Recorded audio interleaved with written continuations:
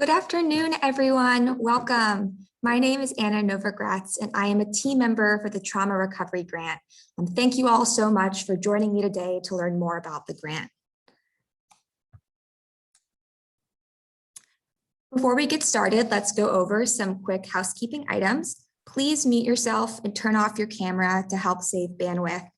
Throughout this presentation, please place all questions in the chat box and include your name and email address with your question. There will be time for questions at the end of the presentation, but I want to ensure all questions are answered completely. The information shared in this presentation can also be found in the Trauma Recovery Demonstration Grant School-Based Referral Guide. This guide will serve as a manual and a resource for school systems. It is intended to provide uniform practices to ensure fidelity in the implementation of the trauma grant. All necessary instructions and forms are included in the guide. The guide will be reviewed and updated if policies and procedures change. So we'll go over our agenda really quick. We're first going to start off with what is the Trauma Recovery Demonstration Grant. We'll go into talking about what is considered a traumatic event, which students are eligible, which mental health providers are eligible. We'll talk about preparing for the trauma grant, the student referral process, how you let families know about the trauma grant, what kind of data the Louisiana Department of Education, LDOE, is collecting.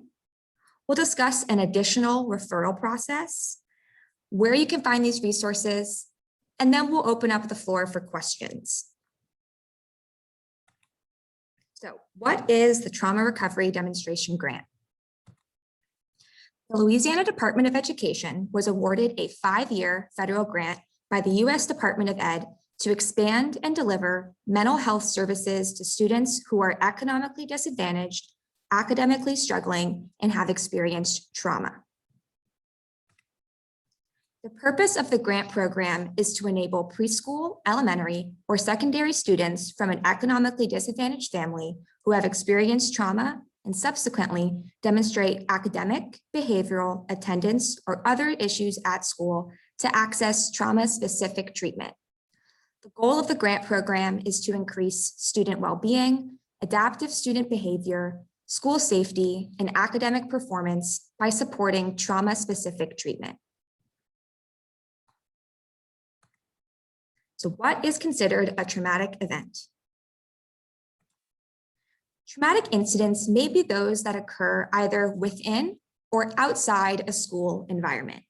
Examples of a traumatic event may be bullying, including cyberbullying, harassment, experiencing violence, such as school shootings, abuse in the home, community violence, physical, emotional, or life-threatening events that have lasting adverse effects on an individual's functioning and mental, physical, social, or emotional health, suicide clusters, death of a close family member, emotional neglect or abuse, family mental illness, homelessness, natural disaster, parent deployed, parent in jail, parents divorced, serious injury to self, sexual abuse, and student in state custody.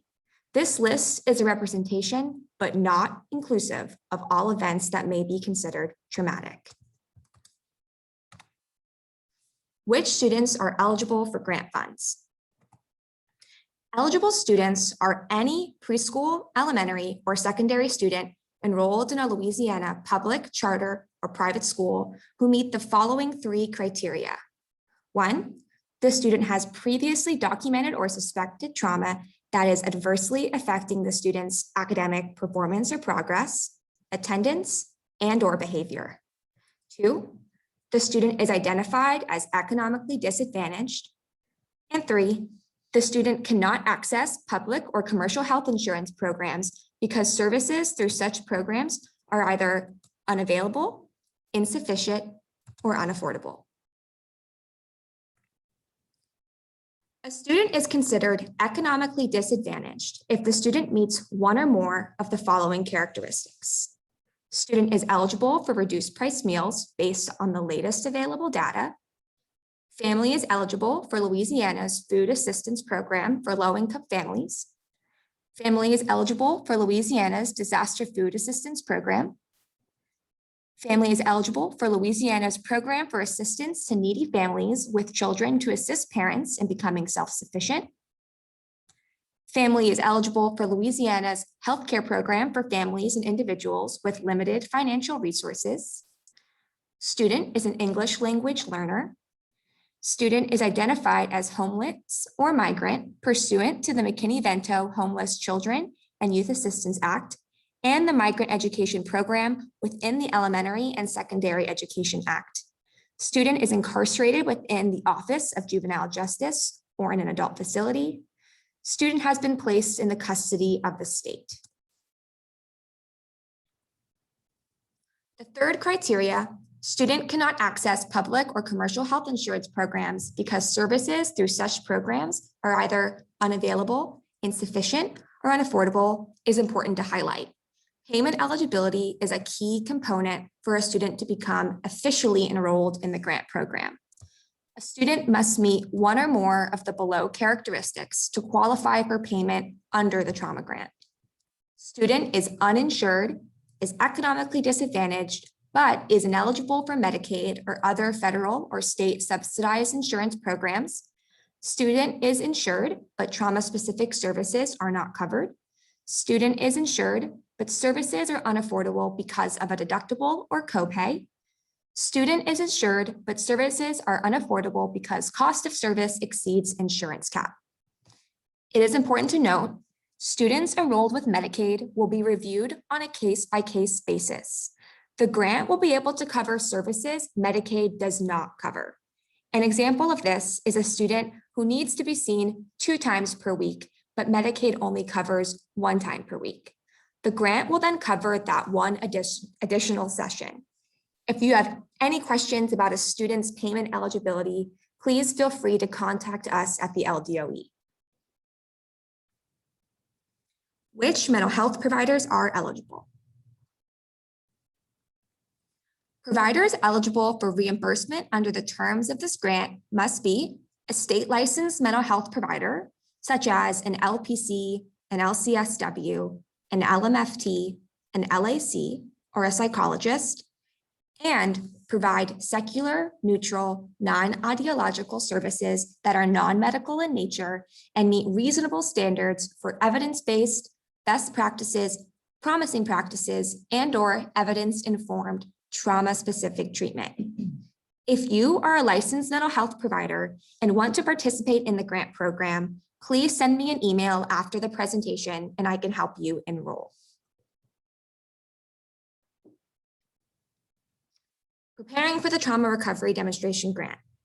It is important to note the next few slides are in many ways a suggestion to schools, not a requirement. You know your school community best. And if there is another system that you believe would work best for you, please feel free to utilize that instead. Preparing for the trauma grant. We suggest schools form a trauma response team and distribute the parent and staff letter. Trauma response teams. So we suggest that each participating school form a trauma response team to oversee the implementation of the trauma grant at the school level. This team can be the same as a school's school building level committee or a well-being leadership team. At least one counselor or social worker should be on the trauma response team. I just want to emphasize that this does not need to be a new team. And as I said earlier, this is not a requirement to participate in the program. Trauma response teams have 5 responsibilities: to print and distribute trauma grant materials, such as the staff letter and parent letter, determine a list of students who the team believes has experienced trauma and would benefit from this grant program. This can be 1 student, 2 students, or 10 students. Submit student referrals to the LDOE by the 2nd Friday of each month, ensuring each part of the process is complete. Ensure parents have the information they need to make informed decisions about participating in the grant program. And scan and email the LDOE any trauma grant satisfaction surveys that a student or parent brings to school. Now we will walk through the student referral process. Referrals for services can come from many different avenues. There is no wrong door. A parent may request services on behalf of their student. The student may be referred by a staff member at their school. The student may be referred by a member of a school's school building level committee. The student may be referred by a member of a school's well-being leadership team. The student may receive a referral from a member of the school's trauma response team. The student may receive a referral through the Department of Children and Family Services. The student may receive a referral through a partner agency, or a service provider may identify a student who meets the eligibility criteria and is in need of services. I am going to walk through the school-based referral pathway over the next few minutes. As a reminder, some of the steps outlined, such as forming a trauma response team, are suggestions. If your school decides to participate in a trauma grant, a trauma response team will be formed. The TRT will come up with a list of students who they believe are eligible and may have trauma. These students can also be identified if their universal screener flags trauma. Just to note, you do not need to identify exactly 10 students. More or less is okay. The trauma response team will then reach out to the student's family to provide them with more information, such as the parent one-pager, trauma grant brochure, and/or parent letter, along with the trauma screening consent form. These resources can be found in the school guide and on the LDOE website. It is important to note the consent form must be signed before the screener is administered. If the parent does not grant consent, school supports will be offered. If the parent grants consent, a counselor, social worker, or a member of the counselor support team will give the trauma screener. Schools located in Ascension, City of Baker, East Baton Rouge, East Feliciana, Jefferson, City of Monroe, Point Copee, St. Bernard, Tangipahoa, West Baton Rouge, West Feliciana, and Thrive Academy should consider leveraging the graduate intern social worker, when placed, to conduct the trauma screening. I am now going to dive a little deeper into the specific forms you will need to complete during this initial step. Shown here is a screenshot of the consent to participate in trauma screening. Parents must be provided with this consent form prior to administering the screener. The form is an editable PDF, so please make sure to include your school name prior to printing out the consent form. The red arrows point to where you will add school name. Families are consenting for their child to not only participate in the program screening process, but also to participate in data collection. Data collection is defined as questionnaires, screenings, attendance information, as well as academic and behavioral data. Only if permission is granted is this form to be scanned and emailed to the LDOE using our secure email, traumarecoverygrant@la.gov, with the subject line, student name, _consent form, brackets, secure. Anytime you are sending confidential student information, such as this form, it is essential that you include secure in brackets. This ensures that the email will be delivered in a secure manner. All subject line directions can be found on the individual forms in red, as well as in the school guide. Also, all parent and student-facing documents have been translated into Spanish, Vietnamese, and Arabic. If you need documents translated into an additional language, please contact the LDOE. Counselor support team. So we know counselors have a lot on their plates and wear many hats. As a result, we have formed a counselor support team. This team is a tool to aid schools in successfully referring students for the trauma grant. All of their work will be done virtually. The counselor support team will answer questions related to the trauma grant and administer the trauma screener when a school does not have the resources to do so. Counselors will be accessible during school hours as well as after hours. In order to have a CS team member administer the trauma screener, schools must make an appointment by contacting their assigned counselor. Once a school decides to participate in the trauma recovery grant, they will be assigned a CS team member. Our CST members are on the call right now. The team consists of Miss Gwen Bankston, Miss Sylvia Davis, and Miss Orlisa DePhillips. So if you see them, give them a nice wave because they've been working real hard. Trauma screeners. The screeners utilized by the trauma grant were made by Tulane University's Department of Psychiatry and Behavioral Sciences as part of the Louisiana Child Welfare Project. Students 7 years of age and older must be screened using the Child and Adolescent PTSD screen. Children 6 years of age and younger must be screened using the Young Child PTSD screen. This is to be completed by the student's parent or guardian. The Child and Adolescent PTSD screen is to be given to students 7 years of age and older. You must determine if the student can complete the screener on his, her, or their own. You should use your best judgment when making this decision. You may read the screener aloud to a student as an interview and explain the items at the student's developmental level if the student is too young to do the screener on their own, such as any student between the ages of 7 and 10, or the student is unable to complete the screener due to other reasons, such as a reading delay. For our diverse learners, please make sure to take into account their IEPs or 504 plans when making this decision. When reading the screener, please be sure to use a matter-of-fact tone and exhibit a calm disposition. If you would like to see an example, you can watch the TBH Boy session, which is a training video created by Tulane. Please read the instructions located at the top of the screener aloud to every student, making sure they understand 1, what is considered a traumatic event, and 2, what frequency means. You must do this before the student begins the screener.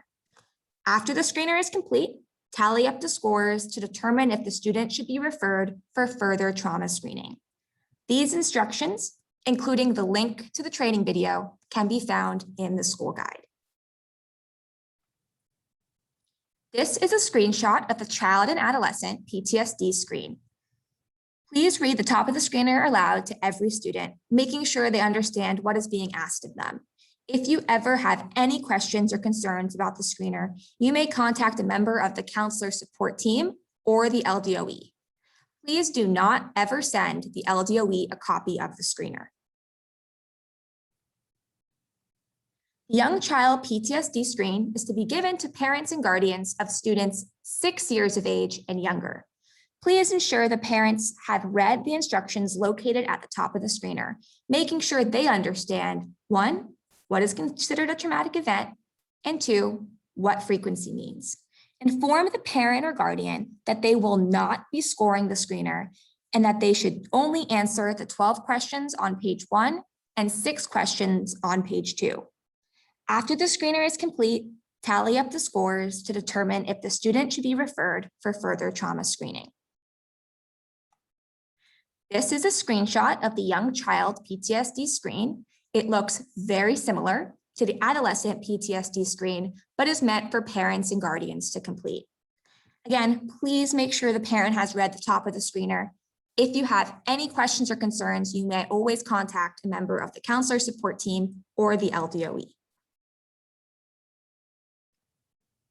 Let's keep looking at our school-based referral pathway.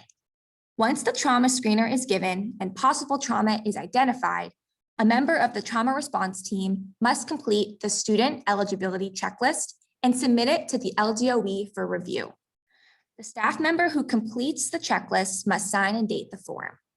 Form should be submitted by the second Friday of each month. The eligibility checklist is a key step in the referral process.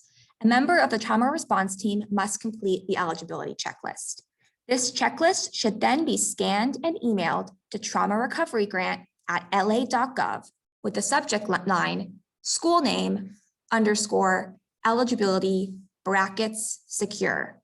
Again, please make sure to include secure in brackets. The staff member who completes the checklist on page 1 must sign and date the form. We will go into further detail about the form on the next slide. This is a screenshot of page 1 of the student eligibility checklist. A trauma response team member should walk through the eligibility checklist. This can be done with or without the student's parent or guardian. Please include the student's unique ID, as this is how we will be identifying the students at the LDOE. Make sure to really check the boxes so the LDOE has a clear understanding of eligibility. If you are on the fence about a student's payment eligibility, please talk with the parent or guardian. If you are still unsure after this conversation, please contact the LDOE to discuss the matter. This is a screenshot of page 2 of the student eligibility checklist. You must confirm that 1, trauma screening consent form is on file, 2, that the student was identified as having potential trauma, and 3, that the student met the eligibility criteria. Please make sure to write in who administered the screener, which screener was used, and the date it was administered.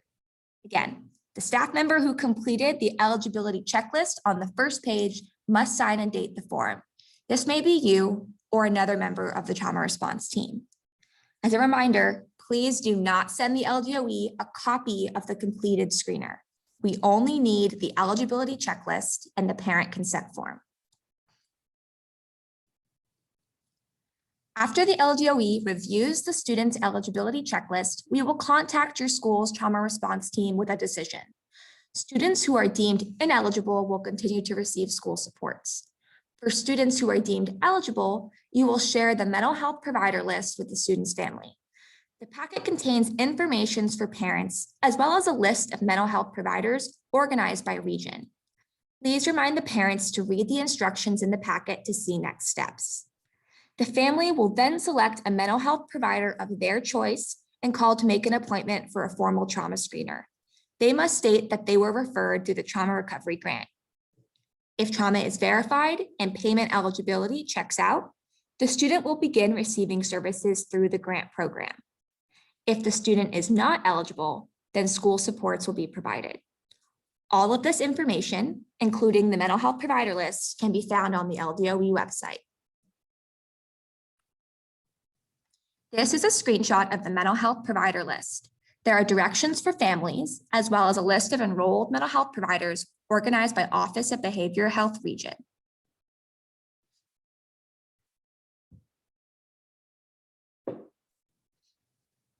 We have also created a resource just for school counselors. The counselor referral packet contains a referral checklist displayed here. The packet also contains the essential forms and documents needed to officially refer a student, including the consent form, eligibility checklist, and trauma screeners. It leaves out all of the directions and other documents that the school guide has.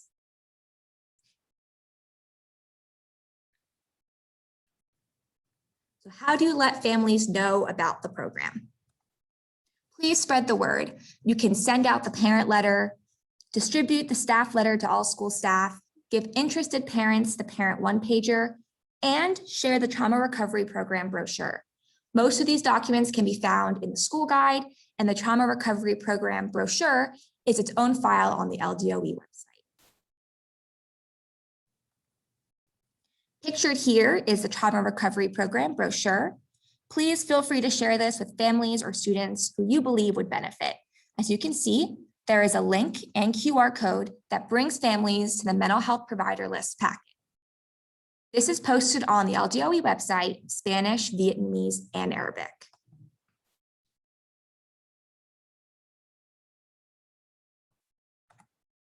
What kind of data is the LDOE collecting? There are several reporting measures that we will be collecting. We will be collecting student attendance, behavior, and academic performance data. Most additional measures will be collected at the provider point of service. We must report the child and parents' overall satisfaction with services, and we must assess change over time in student well-being. So your role in data collection. Families will be completing a trauma recovery grant satisfaction survey, which is available online and as a paper form. Families who choose to complete the form in paper will return the form to their child's school, who is then responsible for emailing the form to the LDOE. Surveys should be scanned and emailed to Trauma Recovery Grant at la.gov with the subject line, student name _ TRTG survey brackets secure. These directions can be found on the form and in the school guide. Alternative referral pathways. Enrolled mental health providers and partner agencies are also able to directly refer students for the trauma grant. If this occurs and a student is enrolled in the grant program through an alternative pathway, please look out for an email from the trauma grant team asking for the student's unique ID, as this is something we need on file for all participating students. These emails will come from our trauma response team, our counselor support team, as well as members of the LDOE. So where can you find these resources? All resources can be found on the LDOE website. After you arrive on louisianabelieves.com, please click Library. Once you arrive at Library, you should select Family Support. Once you arrive at Family Support, you should scroll down all the way to the very bottom where you will see Trauma Recovery Demonstration Grant. Under that tab will be all necessary files.